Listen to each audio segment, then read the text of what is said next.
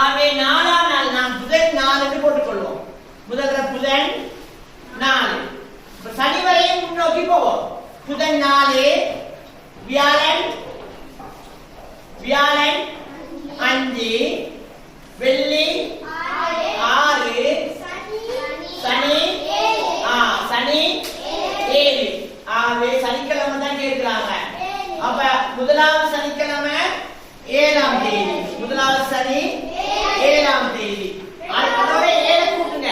அப்ப 7 மேல 14.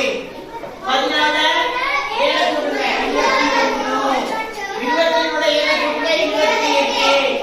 ஆகவே கடைசி அந்த மாதம் 28 நாள்ல முடியுது.